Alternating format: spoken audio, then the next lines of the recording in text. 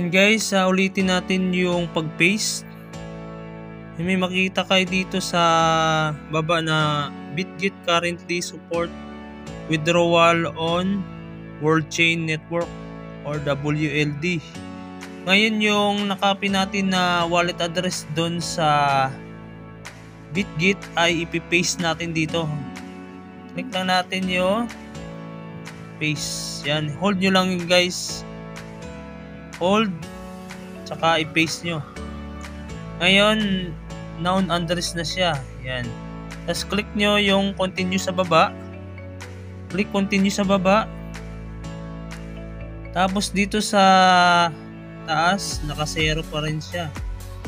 Ang gagawin natin dyan ay maglagay tayo ng kung ilan yung itatransfer nyo na World Token or World Coin. Transfer natin dito ay 5. Meron agad siyang dito sa baba, yan. Yan yung convert sa peso. Yan yung i-transfer natin dun sa Bitget. Ngayon, continue lang natin. Click natin sa baba, continue. Guys, pasensya na kayo sa maggalaw yung kamay natin kasi hawak na natin yung cellphone na to. Wala tayong tripod. Click natin continue. Tapos makikita nyo dito, ayun guys, confirm withdrawal. Withdraw 5 WLD, receive sa Bitget 5 WLD. Ayun guys, sa baba confirm withdrawal. Click lang natin confirm. Pa-processing yan guys. Makita nyo withdrawal processing. Click lang natin down. Ayan.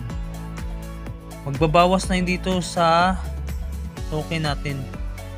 Magbabawas na yan. Wait nyo lang ng, ayan guys, makita nyo. Naging 50 na lang siya.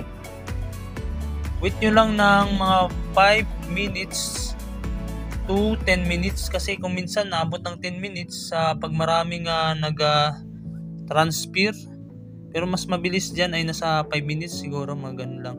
Wait nyo lang yan sa Bitget. Punta tayo dito sa Bitget, tapos check natin sa World Coin na address kung pumasok na siya. Ngayon back natin dito sa taas yung arrow, back lang natin yan. Ako dito sa baba, back. Back siya sa dito, click natin yung assets para ma-check yung World Coin kung pumasok na. Ayan guys, refresh nyo lang yan kung pumasok nga ba si World Coin. Wait nyo lang siya ng 5 to 10 minutes guys. Kung hindi nyo makita, punta kayo dito sa spot. Tapos, i-search nyo yung token kung hindi nyo makita. Ayan.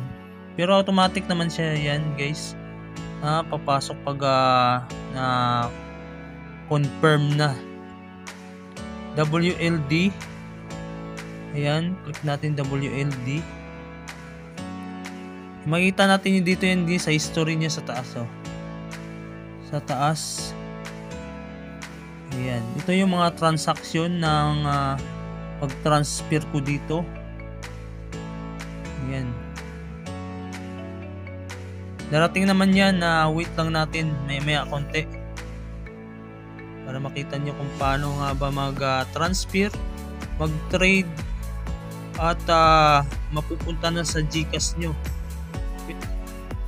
Ayun guys, makikita nyo dito guys ay dumating na nga yung World Coin natin dito. Click natin yung assets. Tapos may makikita kayo yan guys, yung transfer natin kanina mula sa World App papunta dito sa Bitget. Ayan yung 5 dumating na dito sa Bitget Exchange. Ayun guys, makita nyo. Ngayon, paano nga ba yan magiging pera? Iti-trade natin yan para magiging pera yan guys, papunta sa GCash. Ngayon, ang kailangan muna natin dito ay maibind din nyo yung Gcash nyo dito sa Bitgit. Paano nga ba mag-bind? Ganito guys, papakita ko sa inyo kung paano nga ba mag-bind. Lang dito. Kailangan nyo dito ay meron kayong account ng Bitgit. Saan natin yung Bitgit natin para makita ninyo. Ayan guys, sa assets, tapos home muna, click natin home. Ayan guys, dito sa P2P makikita natin yan. Ayan yung mga merchants na bumibili at nagbibenta. Kailangan yung token natin ditong maibenta ay USDT. Yan yung kailangan natin may convert yung WCoin na yung WorldCoin natin papunta sa USDT. Pero papakita ko muna sa inyo kung paano nga ba mag-bind. Click natin yung sell. Tapos dito sa sell, click natin yan. Go to settings. Tapos add. Tapos click nyo lang yung Gcash. Yan guys, Gcash. Tapos i-click nyo yung Gcash number dyan. Ilagay nyo yung Gcash number ninyo. Tapos i-confirm nyo sa baba. Ngayon pag na-confirm nyo na, ay automatic na yan na mag-add dyan sa or may bind dito sa Bitgit natin. Ngayon pag na-bind na ay pwede na tayong magbenta dito ng USDT. Ngayon pag click natin yung sell na